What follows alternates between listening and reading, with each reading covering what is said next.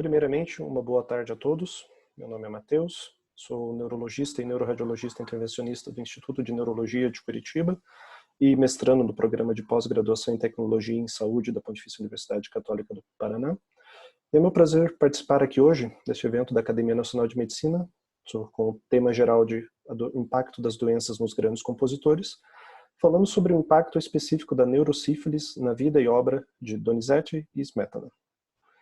Em primeiro lugar, começando, não é simplesmente um convite que recebo da Academia Nacional para um jovem médico brasileiro, é praticamente um dever como serviço à entidade que é um dos pilares da medicina brasileira. É uma honra tremenda poder participar deste evento, não é possível para um jovem médico recusar tal convite, e meu agradecimento especial ao acadêmico professor Marcelo Barcinski, que tão gentilmente me convidou e participou das discussões tentando aprimorar e definir qual seria o formato mais adequado para esse evento. Quando nós falamos em humanismo em saúde, até vemos a evocação da imagem que serviu de mote para esse programa, a famosa pintura de Rembrandt exposta em Haia, temos aqui à direita. Coloco essa pintura porque Rembrandt irá aparecer novamente nesta palestra. Então, quando falo da Academia Nacional de Medicina como neurologista, sou lembrado imediatamente dos grandes nomes da neurologia brasileira, como Antônio Stregésilo, Deolindo Couto, Aloísio de Castro, de quem escrevi esse artigo, que, no fim das contas, acaba sendo praticamente profético, de um médico falando sobre música. Eu narrei este evento, no Arquivos de Neuropsiquiatria, agora fui incumbido de tratar de maneira parecida sobre a relação entre música e a medicina. Essa é a estrutura que iremos seguir. Vamos começar com um pequeno prelúdio, uma introdução, seguindo de aspectos gerais básicos sobre a neurosífilis e abordar definitivamente os dois compositores em questão, seguido por uma conclusão breve, uma coda, se assim preferirmos. Já tivemos agora a excelente palestra do Rafael, que falou sobre Beethoven, aula mais do que oportuna, considerando que completamos há pouco mais de um mês os 250 anos do compositor.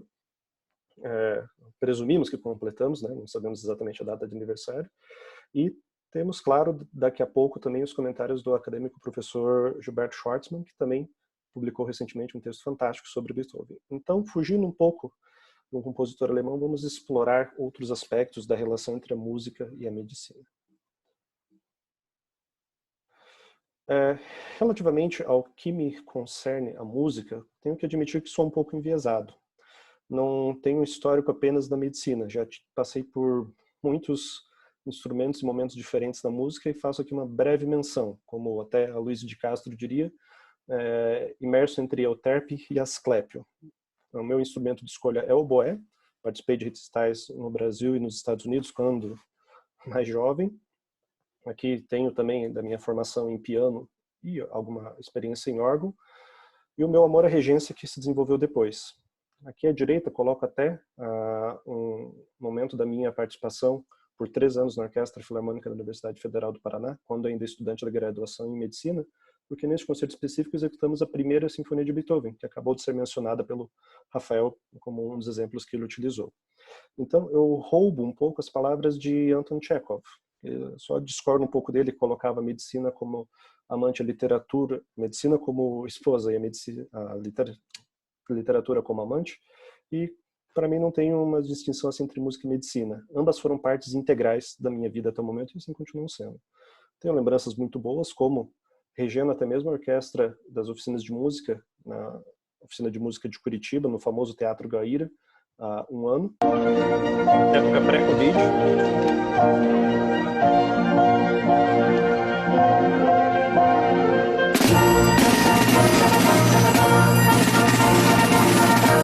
Coloco esse prelúdio como apenas um aspecto breve sobre por que me interesso tanto falar sobre música, porque não é um estudo apenas intelectual como uma curiosidade adquirida após o começo da medicina. Sempre foi uma paixão absolutamente intensa, visceral, desde o início, combinando os aspectos racionais, os aspectos emocionais da música, e foi uma espécie de busca para mim integrá-la com a medicina. O meu primeiro artigo, ainda muito amador, muito incipiente na faculdade, publicado na saudosa Revista Médica da Universidade Federal do Paraná, foi justamente sobre a relação entre música e medicina. E vamos tentar abordar e explorar um pouco essa relação. Pensando um pouco na rememoração de tempos passados sobre o que queremos fazer de estudar a relação de doenças e compositores, sabemos que essa rememoração tem a tendência a esmaecer e eventualmente desaparecer com o tempo, a não ser que haja uma documentação rigorosa. E é a partir daí que temos grandes problemas em investigar a história de compositores já falecidos há séculos, documentos incompletos, destruídos, necessidade de recorrermos a declarações sem verificação científica. Os conhecimentos médicos como as doenças eram descritas na época estão há muito desatualizados e por isso temos esse grande desafio de fazer a historiografia de compositores passados em termos médicos. Então fica como construir um quebra-cabeça em que não sabemos se nós temos todas as peças na caixa até começarmos. Para o estudo patográfico de compositores, temos mais ou menos motivos para qualquer, digamos, celebridade dos tempos passados. Cartas, as próprias memórias, os diários e, eventualmente, laudos de autópsias, novamente relevando o aspecto já muito ultrapassado do que era medicina então. E claro, como qualquer estudo retrospectivo, possível viés de memória, de recordação de eventos muitas vezes relatados décadas após o ocorrido. Então, se muitas vezes não podemos afirmar com certeza a doença de um compositor, podemos muitas vezes chegar a pelo menos uma hipótese satisfatória. O Rafael acabou de mencionar Beethoven. Até pode haver um conflito entre especialidades. Um neurologista e um infectologista com certeza irão dizer que no fim ele tinha sífilis. Um otorrinolaringologista poderá dizer que Beethoven, no fim das contas, tinha otosclerose, embora todos saibamos essa relação com o chumbo do revestimento dos tonéis, que acaba sendo a hipótese mais prevalente. Enfim, pelo menos algumas hipóteses para uma discussão conseguimos gerar. E o objetivo principal é entender que a compreensão da doença ela não é só um estudo frio, um estudo isolado, hermético. O objetivo é que possamos apreciar a obra de cada compositor com uma luz completamente diferente, sabendo o que ele teve que passar para gerar aquela obra.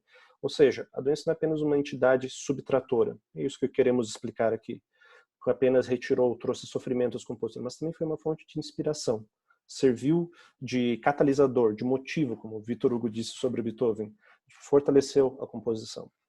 E a avaliação do passado, atualmente seguimos as proposições conforme narradas por Henry Sigrist na década de 40, o principal revolucionário da historiografia médica. Não apenas o estudo de um nome isolado e seus textos, mas o estudo do contexto cultural, do contexto social, o que isso agregou ao objeto de estudo e o que o objeto de estudo influenciou em seu meio.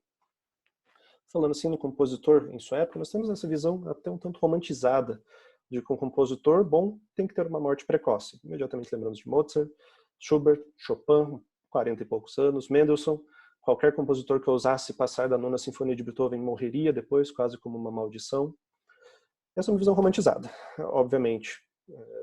Falamos de pessoas que morreram jovens, porque na época muito se morria jovem. Houve aquela mudança do padrão de pirâmide populacional de doenças infecciosas para crônicas e degenerativas, e será justamente as infecciosas que iremos abordar. Até comparando com a população comum da época, muitas vezes nós tínhamos expectativa de vida parecida entre os compositores e a população comum. Temos aqui gráficos interessantes que os levantados já previamente, em estudos retrospectivos, que enquanto a curva da idade da população até o óbito, no primeiro gráfico, foi aumentando exponencialmente nos últimos 5 séculos, a idade dos compositores foi relativamente parecida. Tentando destrinchar isso e colocar que compositores, a gente vê claros exemplos clássicos de falecimentos como jovens Pergolesi, Mozart, Carl Maria von Weber, Henry Purcell, Schubert.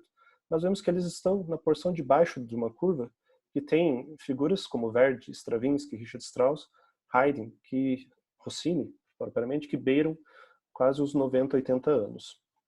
E vemos também até essa transição, da mesma maneira que se vê na população em geral, de doenças infecciosas reduzindo cada vez mais sua contribuição e sendo substituída por doenças degenerativas, por exemplo. E assim, falando propriamente da neurociclos, retomamos até aquela frase famosa, noite com Vênus e amanhã ou a vida com Mercúrio, o tratamento. Se nós sabemos que as infecções sexualmente transmissíveis são companheiras constantes da humanidade ao longo dos séculos, nós sabemos que isso também traz relevância nos compositores que viveram nesses tempos. Na música clássica de importância, temos a sífilis e a gonorreia, pelo contexto histórico. Não se sabe de onde veio exatamente, tem os que defendem a hipótese pré-colombiana, tem os que defendem a hipótese colombiana, alguns dizem que desde os tempos homéricos, em terras homéricas, existia variantes da doença, mas alguns defendem a provável importação pós-colombiana para o Velho Mundo. A primeira epidemia descrita de verdade, no século XV, foi que ela foi trazida para a França, a partir da Itália, de Nápoles, pelas tropas de Charles VII, durante suas guerras e campanhas no local. E o nome sífilis, curiosamente, foi dado por um desses napolitanos, Girolamo Frascatoro, um médico e poeta, que escreveu pela primeira vez a história de sífilis sifo morbus gallicus, ou sífilis como a doença francesa, doença gaulesa. E como um pastor, sífilos, que ofendeu o deus Apolo, por isso foi castigado pela doença. E a gente sabe, já de longa data, que é uma doença que recebe um nome diferente em cada local que vai. Para a Inglaterra foi chamada primeiro de Great Pox, em oposição a smallpox ou varíola. No mundo francófono, de maneira parecida a Grande Verrol. Para os italianos, virou a doença francesa, pelo que acabamos de falar. Para alemães, ingleses, mesma coisa. Os franceses, em contrapartida, resolveram chamar de doença napolitana. Virou doença espanhola para holandeses durante suas guerras de independência. Doença cristã para os otomanos. Muçulmanos e hindus se acusando mutuamente da transmissão da doença. Russos chamando de doença polonesa. Enfim, é um exemplo de doença praticamente como uma arma, por assim dizer. Naquela época, obviamente, a patogênese e a etiogenia eram desconhecidas, mas a transmissibilidade, o modo, já era bem conhecido. Por isso, foi associado rapidamente com tabu, com medo, a associação com a promiscuidade, com a prostituição. O tratamento dos compositores com que iremos tratar. Na segunda metade do século XVIII, em Londres, até 20% da população jovem foi tratada para sífilis. Então, de longe, já era algo muito prevalente. Logo, não surpreende que compositores tenham tido sífilis. Os tratamentos primitivos eram à base de mercúrio, raramente arsênico. Obviamente tem uma neurotoxicidade tão importante que chega quase a ser tão ruim quanto a própria doença. Temos alguns nomes de destaque na história. Philippe Ricard, que ele fez a primeira vez a distinção entre sífilis e gonorreia. É importante que ele aparece de novo nessa história também quando chegarmos aos compositores. Chodin e Hoffmann finalmente identificaram um treponema pallidum.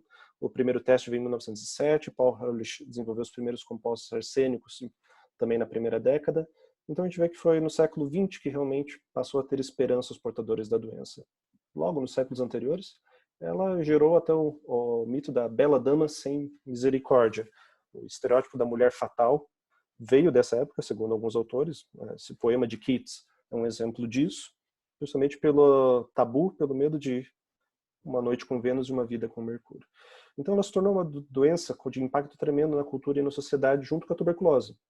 Se nós pegarmos a elite cultural, nós temos Schopenhauer, Nietzsche na área da filosofia, na área da literatura. Dá para fazer uma fila só de franceses, Baudelaire, Daudet, Maupassant, e um português, Camilo Castelo Branco. Na pintura, Edouard Manet e Toulouse-Lautrec. Manet, inclusive, teve a forma mais grave, a tabes dorsalis, da neurosífilis. E no século XX até Al Capone, já muito bem descrito, suspeita-se que teve sífilis também. Em tratando de compositores especificamente, nós temos uma lista também não menos importante. Henrique VIII compôs algumas canções, algumas delas inclusive falavam de festar com companhias suspeitas, realmente algo que se aplica muito a ele, também será um personagem que aparecerá novamente nessa palestra. Joseph Mysliveček, nome mais difícil, um compositor contemporâneo de Mozart. A visão deste compositor com uma forma gumatosa da doença foi suficiente para que Mozart também, naquela época um devasso, tentasse corrigir seus caminhos e se dedicasse mais à vida religiosa e à sua própria esposa Constance. A hipótese questionável de Beethoven. E os nossos dois compositores da noite, Donizetti e Smetana. Outros, muitos. Franz Schubert, Robert Schumann, E.K. Hoffmann, mais conhecido pelos seus textos, mas também compositor. Delius, Scott Joplin, há quem vá contestar se é realmente um compositor clássico, mas escreveu ópera, então deve ser incluído nessa lista. Enfim, impacto cultural se estendeu em todas as artes. Temos aqui uma gravura de Dürer que exemplifica isso, e uma pintura novamente de Rembrandt, de um burguês holandês afetado pela sífilis congênita. É justamente disso que temos que lembrar do que falamos quando falamos sobre sífilis. Não estamos falando necessariamente da sífilis primária, ou mesmo da secundária. Estamos falando do que geralmente é atribuído à sífilis terciária, a neurosífilis, embora sabendo que essa divisão é muito mais fácil para alunos de medicina do que para a prática real. Afinal, sintomas podem já aparecer muito antes, fase secundária, pode ter formas de meningite noética. Então, essa estrutura da neurosífilis como terciária é apenas um pouco restrita, mas ainda a maneira tradicional de entender mais fácil. Normalmente, o acometimento neurológico pode ser em qualquer fase, desde a meningite sifilítica, que pode causar paralisia de qualquer nervo craniano, principalmente facial, o acometimento meningovascular, com acidentes vasculares de esquemas encefálicos ou medulares, principalmente território de cerebral média, a paralisia general, ou paralisia geral do insano, do comprometimento mais grave, mais avançado do paciente, lesões tanto encefálicas quanto medulares, daí já no caso da tabes dorsalis, as lesões horríveis de funículos posteriores, cuneiforme, grácil, perda de propriocepção, a propriamente conhecida como marcha tabética, marcha típica da sífilis na época, ou descrita depois como uma das formas talonante, a pupila de Arthur-Robertson, a famosa pupila para a prova de semiologia dos alunos, descrevendo que não tem mais acomodação à luz, embora ainda tenha a proximidade, e os sintomas neuropsiquiátricos serão mais importantes em Donizete: demência, mania, psicose, depressão e delírio. São tantas manifestações que a sífilis em si recebeu o nome de a grande imitadora por Osler, e é muito fácil entender por quê. Até mesmo Charcot, um dos pais da neurologia moderna, como conhecemos, dedicou boa parte dos estudos à doença. Até 15% das estruturas que hoje levam o nome de Charcot, esse levantamento que fizemos, foram relacionadas à sífilis, desde da coluna de Charcot, das juntas, articulações de Charcot, pieta de tic, e assim foi. E aqui chegamos no ponto focal, que foi o convite do professor Marcelo para falar de neurosífilis em alguns desses compositores. Foi um artigo publicado no Arquivos de Neuropsiquiatria, com a tutela do famoso professor Hélio Teve, nosso maior historiador da neurologia brasileira, que eu havia apresentado em congresso da Academia Europeia e de Neurologia em Berlim, foi meu primeiro trabalho em congresso internacional, novamente sobre música. Dentre os compositores daquela vez, focarei mais ou menos 5 minutos aqui em cada um. Smetana e Donizete, começando por Smetana. Ele nasceu nas imediações de Praga, nas fronteiras da época entre a Morávia e a Boêmia. O seu pai era, entre outras ocupações, um mestre cervejeiro, empregado em certo momento pelo Conde Waldstein, o mesmo que 20 anos antes fora patrono de Beethoven, a quem foi dedicada a Sonata Valsa. Então, uma pequena conexão já, vamos dizer assim, profética entre os dois compositores.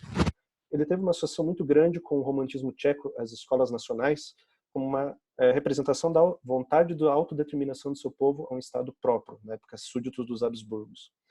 Ele participou dos protestos da primavera de 48, participou das barricadas na Ponte Charles, todos veem hoje em Praga, e por isso foi fugido para a Suécia, assumindo o cargo em Gotemburgo, antes de finalmente retornar a essa terra e, através da composição e como diretor de ópera, se tornou esse ídolo nacional. Ele precisou sair do teatro após conflitos, tentando trazer um pouco do modernismo na época de Liszt, que é o seu grande correspondente, grande influência, conheceu em Weimar em 1857. E o seu estilo, apesar de estarmos falando de escolas nacionais, não emprega tanto melodias típicas como Bartók ou Kodály.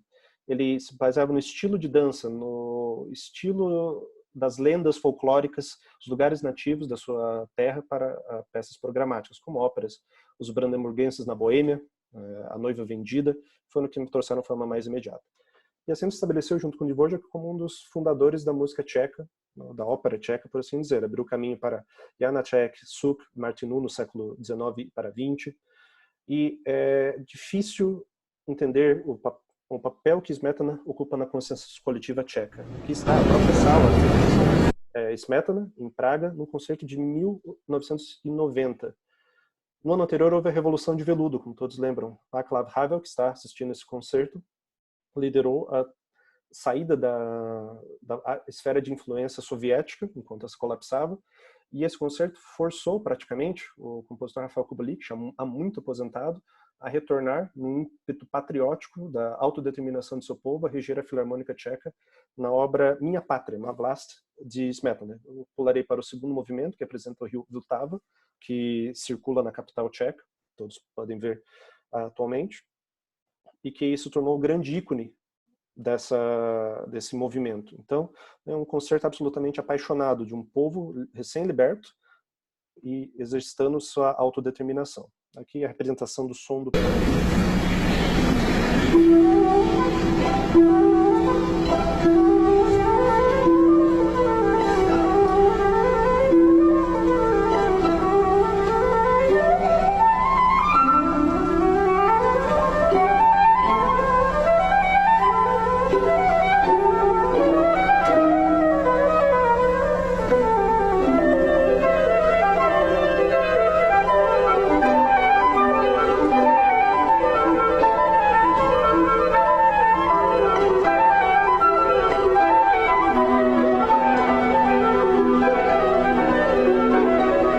se intensifica com uma chegada.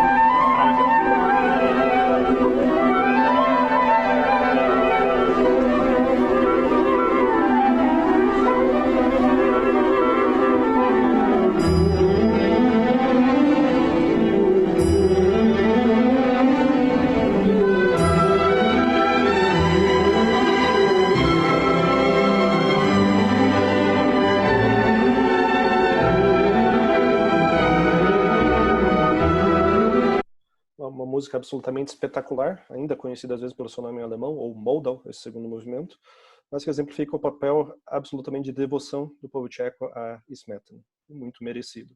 O próprio resto da composição termina com um coral dos guerreiros hussitas da época anterior, dos tempos medievais, cantavam que somos guerreiros de Deus, somos filhos de Deus, com a autodeterminação do próprio povo tcheco. A doença dele, que iremos narrar, se difere de alguns dos casos em questão porque ela foi descrita inequivocamente em diário, delineando de uma forma muito bela a história natural da sífilis, que é algo extremamente raro de ser encontrado. Ele já tinha história prévia de trauma, seu pai, a princípio, o agredia com violência. Aos 11 anos, uma garrafa de vidro com pólvora explodiu em seu rosto e levou à osteomielite do osso temporal.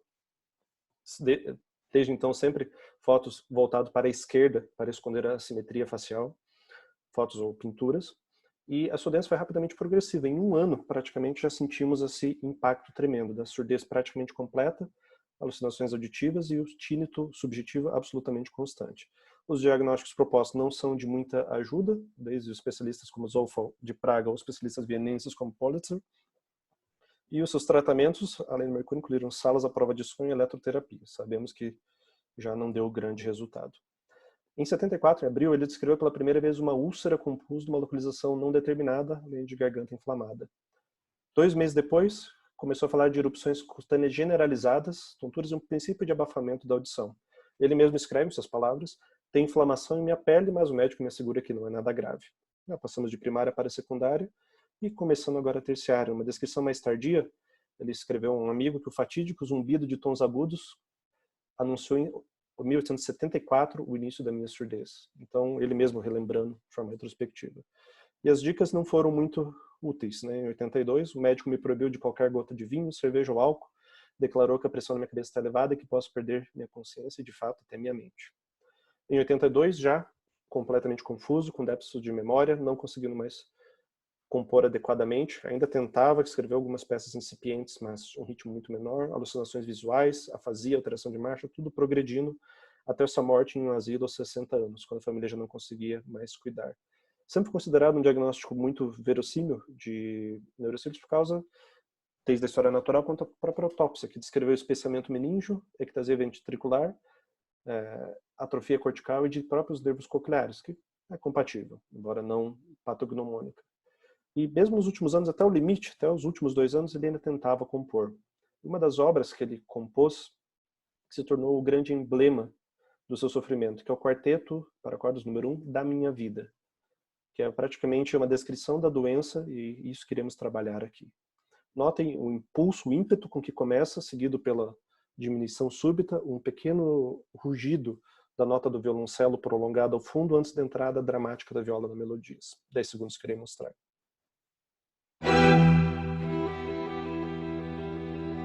Melodia suave, entrada dramática da viola.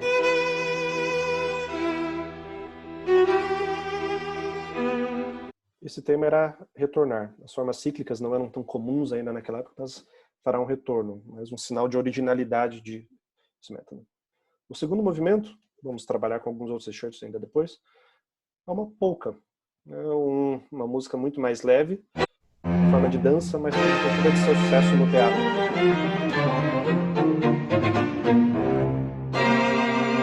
O terceiro movimento, explicitamente também uma carta de amor relacionada à sua esposa, à sua vida familiar pacífica.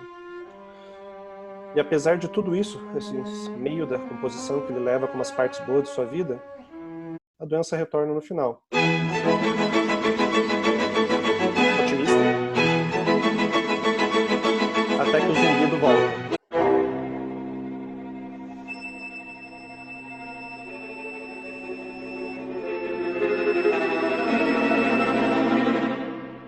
Agora aquele tema do primeiro movimento, agora o primeiro violino, o instrumento de Smetana. também retorna. Enfim, o tínito de Smetana era mesmo esse mi agudo, como ele colocou na música de forma tão eloquente. Numa carta, o diretor do teatro ele falou que parecia uma flauta ágil, rugindo em seu ouvido, notas desafinadas quando tocava piano, uma forma de desacusia, por assim dizer. No mesmo ano, né, também o mesmo diretor falou que o registro mais agudo parecia ter afinação diferente em cada ouvido. Às vezes parecia um formigamento, às vezes até uma poderosa cachoeira, um som diferente de uma nota única, por assim dizer. Ele falou que teve uma breve melhora em outubro, mas em novembro já estava praticamente sem audição em qualquer um dos lados. O ruído constante o desesperava. Ele conseguia ler partituras, imaginar, como o Rafael falou, exemplo de textos que nós lemos, mas ele falava que a surdez não seria tão ruim se não fosse por esse ruído, essa grande tortura do ruído. É uma tormenta cortada por gritos de assobios estridentes a urros hediondos, como se fúrias e demônios me atacassem. O som de trompetes e outros instrumentos se mistura e sufoca o som de qualquer nova música que se forme em minha mente. Era esse a potência do zumbido, do tínito de Smetana. Ele escreveu a Lis nos seus últimos anos, como falei, o seu grande mentor. Acredito que tentei descrever o início da minha surdez, representar com esse mi agudo, da maneira precisa. Antes da surdez, foi acossado por muitas semanas, no fim da tarde, por um apito estridente, que ele descreve de maneira engraçada, um acorde de Lá bemol maior com sexta, embora ele não descreva onde está essa sexta. Lá bemol, Dó, Mi bemol, uma tríade maior apenas. Na oitava mais aguda de um pícolo, equivalente ao som que ele coloca no violino, e assim representou essa catástrofe que veio como Mi no final. Por isso deve ser sempre tocado como forte. E isso não, então, mostra que não é uma transcrição literal, mas uma representação artística, uma síntese do que ele sentia e do que ouvia. E o som que se transformou ao longo da vida do compositor. Eu coloco aqui esse pedaço, assim, sempre enfatizando essa mesma imagem, aquele rugido do violoncelo que nem foi mostrado no começo, e esse zumbido flutuando acima de tudo. No primeiro movimento já, como eu mencionei, ele fala a sua inclinação à arte na juventude, mas que ele não sabia que seria um presságio de sua desgraça futura. A corda Mi no violino é uma corda solta, de maior potência. A longa existente nota no Flale nasceu justamente desse início. Começa com o mesmo Mi que irá aparecer depois como tínito. E eu me permiti esse jogo por causa do caráter profético. O desenvolvimento inicial temático a partir dessa célula é um fenômeno puramente romântico, mas nem sempre empregado. Diz-se de Brahms, em um compasso tinha a semente da peça inteira. E realmente é o caso. Eu falei aquele tema ascendente primeiro na viola e depois no violino.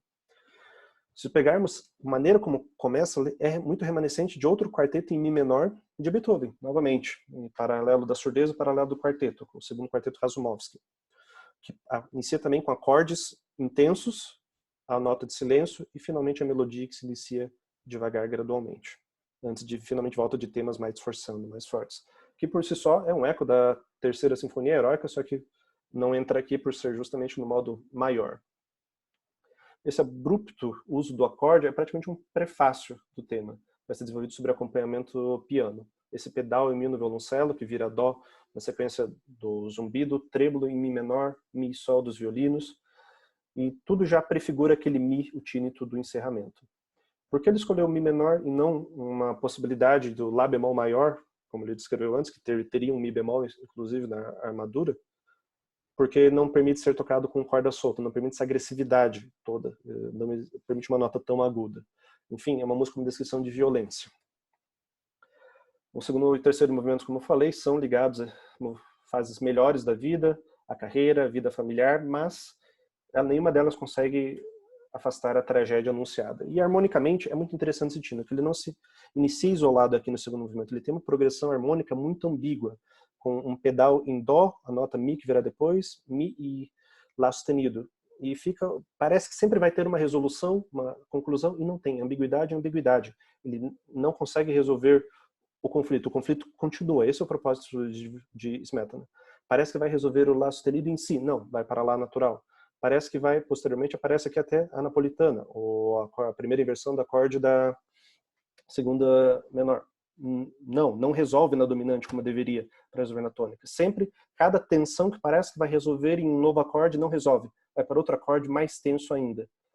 E essa é a grande beleza, uma arquitetura exprimida entre o primeiro violino e o violoncelo e que não tem essa resolução, sempre de ambiguidade em ambiguidade. Até que finalmente retorna aquela célula rítmica do primeiro movimento. O ímpeto que já estava desde o começo, a predestinação, por assim dizer, retorna. ele é um pouco otimista em termos que coloca uma certa aceitação final, termina no modo maior do que o sol sustenido. Não termina como um desespero, termina como resignado, alguém que aceita a sua derrota. E essa talvez seja a grande potência do impacto da doença em sua obra. Donizete é um exemplo contrário, não tanto uma obra específica que mostra seu sintoma, mas a ironia, o paralelo entre sua vida e o que acontece na sua doença, de forma praticamente em espelho.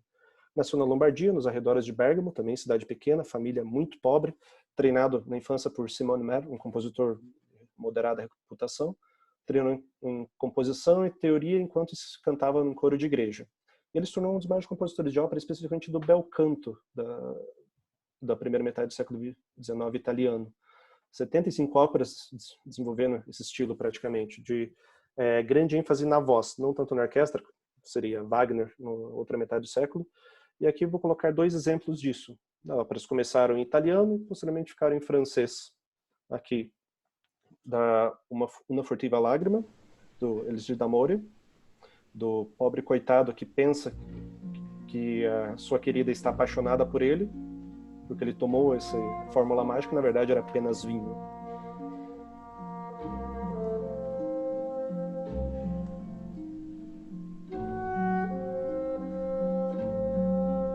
A introdução no fagote, e Lawrence Brownlee já entrará com a voz.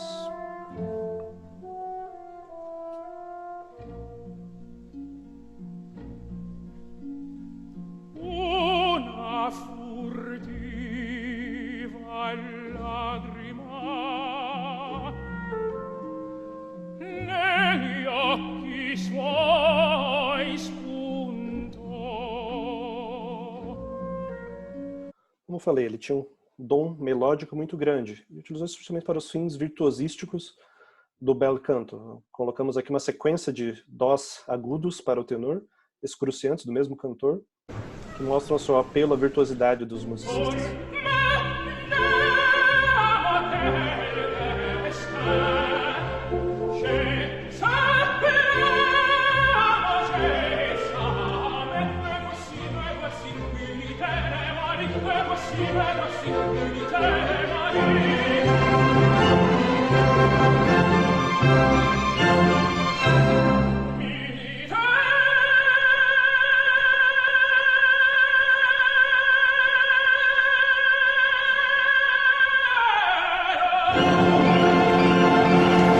Enfim, um apelo ao virtuosismo. Tive o prazer de ver esse mesmo tenor cantando essas 2 peças, exatamente num concerto de ópera, em 2014. Da temos de doença, imagina-se que ele contraiu logo antes de seu casamento. A sua esposa Virginia Vasselli faleceu 9 anos depois, possivelmente da mesma doença. O registro mais interessante que temos são dos seus 3 filhos. Todos nasceram prematuros e nenhum deles viveu mais do que 13 dias. Possivelmente exemplos da sífilis congênita. O primeiro só veio descrito como uma veia larga que ia de orelha a orelha à sua cabeça. Sofreu convulsões terríveis até a morte. A seu próprio pai, em 35, ele escreve: tem estado muito doente com convulsões, bile e hemorroidas internas. Tinha a descrição de médicos de febre, cefaleia e essa própria epilepsia. Numa carta a um amigo, já se via o transtorno neuropsiquiátrico que foi o grande predominante na obra de Donizete.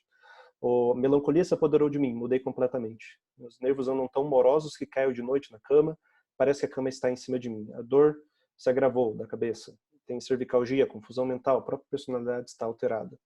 E daí, até sua morte, foi um fenômeno absolutamente patético, no sentido grego da palavra, de tristeza imensa, sofrimento imenso. Carta que ele escreve do reumatismo, minha cabeça que me aflige com marteladas incessantes, para de aceitar encomendas de óperas, não consegue mais compor.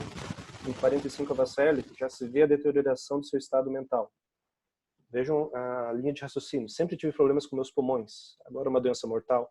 Minha cabeça verdadeiramente anda pesada. Agora move é resultado do clima, pois já tinha incidência dos remédios. Estou nervoso, 5 óperas. Uma só já seria demais para mim. É o que acontece quando você é cristão. Uma linha de raciocínio incoerente. Uma fuga de palavras. Ele foi avaliado por Ricordi, como mencionei, que descreveu sífilis com uma entidade diferente da gonorreia pela primeira vez em 38. E Calmet e Métivier. Já falaram de seu afeto volúvel, os delírios persecutórios. E foi institucionalizado em Ypres, perto de Paris, pelo último, Métivier. Em 46, já tínhamos algumas de suas últimas descrições, completamente insano, na paralisia geral do insano, psicótico, disfágico, sem controle esfincteriano qualquer, uma casca do que ele fora em seus anos de juventude. E morte na vila de uma de suas mecenas que o retirou deste asilo iníquo. Na sua autópsia, temos essa tradução, da dilatação do terceiro ou do quarto ventrículo com infusão serosa. Uma ounce de líquido na aracnoide, infusão venosa difusa nas meninges, pia mater profundamente filtrada, aderida ao parênquima, medula infiltrada de sangue, pia mater eritematosa. Que também não é uma definição como descreveríamos hoje, um patologista, mas se aproxima do que se espera da sífilis. As cenas de loucura, que serão grande ironia da vida de Donizetti, não são exclusividade dele. Nós temos diversos compositores, só do meu canto, Rossini e Bellini, trabalharam com isso também. Em séculos mais modernos, no século XX, Berg escreveu Wojciech, Britten, Peter Grimes e The Turn of the Screw, Stravinsky, vários descreveram esse tipo de fenômeno das cenas da loucura, descritas sempre assim. Donizetti, de compensação, ironicamente, considerando o seu destino, escreveu em várias óperas. Temos aqui 4 exemplos antes das 2 últimas, que irei abordar em mais detalhes, Anna Bolena e Lucia di Lammermoor.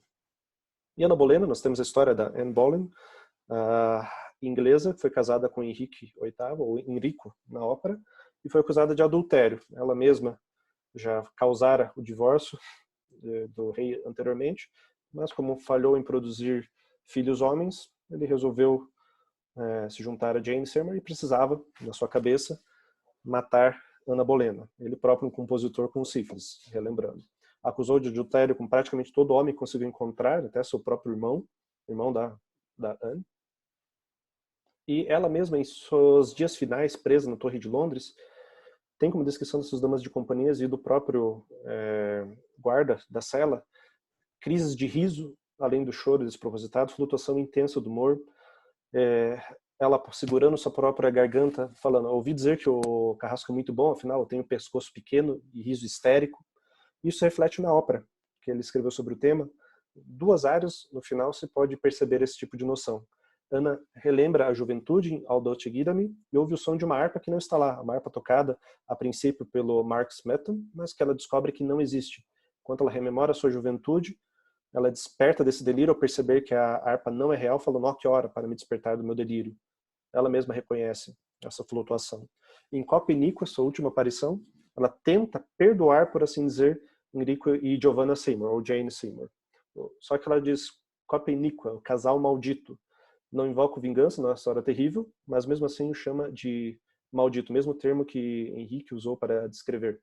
Com lábios, no caso, que sussurram perdão na presença de Deus misericordioso, imploro por misericórdia, mas me digam se ela estava num estado de espírito realmente de perdoar ouvindo a música. Ana Netrebko.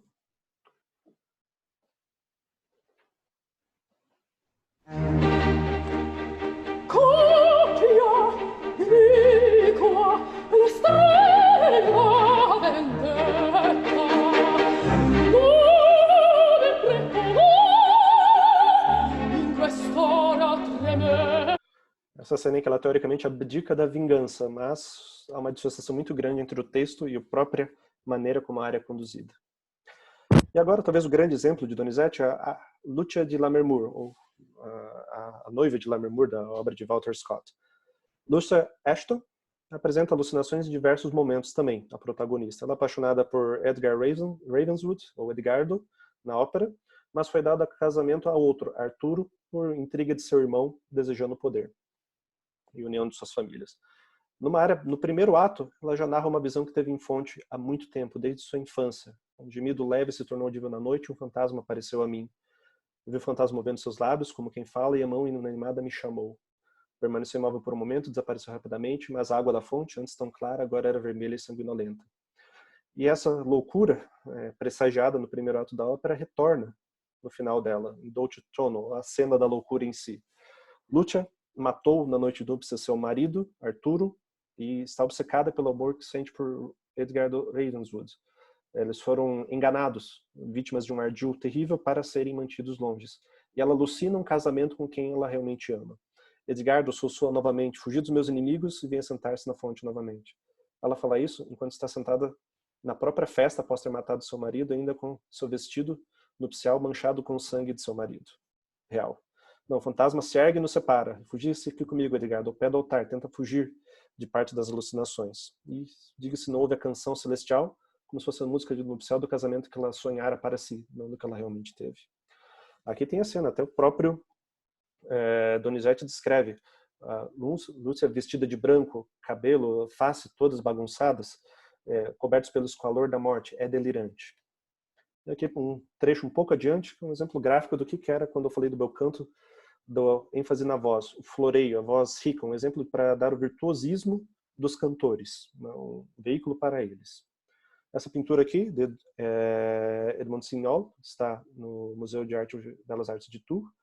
Fotografei isso daqui, pensando que um dia poderia falar dessa ópera, e finalmente o dia chegou. Finalmente valeu a pena ter essa figura de quando ela percebe, em raro momento de lucidez, o que acabou de fazer ao matar seu marido. E a grande fama da cena loucura vem primeiro por causa de sua magnitude, mas também pelo uso desse instrumento, harmônica de vidro, raríssimo, utilizada para criar um efeito praticamente sobrenatural, assustador, etéreo sobre a peça. E aqui temos essa cena da loucura. Os convidados do casamento viram os noivos subirem e vem apenas Lucia retornar, com o som da harmônica de vidro.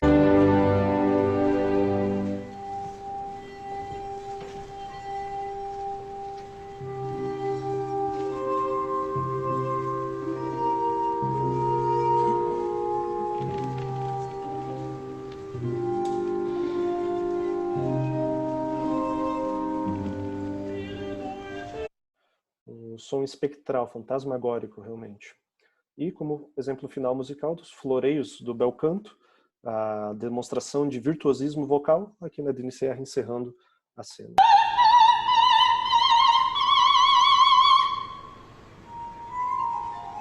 E a harmônica de vidro, claro.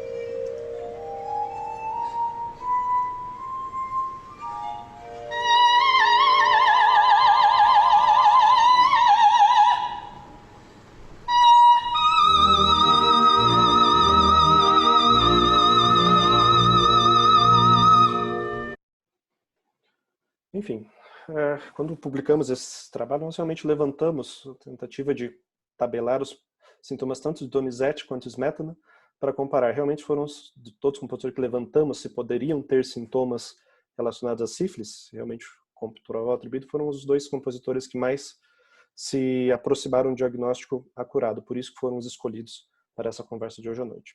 Como coda, menciono um trabalho de um compositor ficcional, que eu apresentei também no Congresso de Amsterdã, sobre um compositor ficcional, Adrian Leverkühn, que vai servir como a coda, ou como resumo, a conclusão dessa apresentação. No livro Doutor Fausto, de Thomas Mann, ou A Vida do Compositor Alemão Adrian Leverkühn, contada por um amigo, Severo Zeitblum, o protagonista, um compositor ambicioso, jovem, que tem contato com uma prostituta, Esmeralda, desenvolve uma infecção local. Ele é visitado depois por uma entidade mefistotélica, que nunca fica claro se realmente é um demônio ou se é apenas a alucinação dele pela doença, que descreve que ele foi infectado pela nossa lívida Vênus, a espiroqueta pálida. Isso nos relembra da patologia da doença. É necessário que a osmose dissolva o tecido anterior ao extrato celular da pia mater e abra o caminho para nossas pequenas queridas. E fala das dores de cabeça. Você não consegue ainda sentir a frigidez e a muito paterna cefaleia da qual a sua dor emergirá? Esse Mefistófeles, por isso o nome Fausto, dá a Leverkühn 24 anos de criatividade inspirada pela alucinação auditiva e visual de sua doença. Seriam os únicos sintomas, principalmente, por 24 anos de composição, até que finalmente ele voltaria para reclamar a alma de Leverkühn, e começou com os outros sintomas já descritos da neurosífilis. Descreve até, de maneira muito acurada, as pupilas de Arthur Robertson, sempre do mesmo tamanho, não regendo as diferenças da luz, e descreve até uma punção lombar. Interessante ver um titã da literatura mundial descrevendo uma de nossas doenças da neurologia.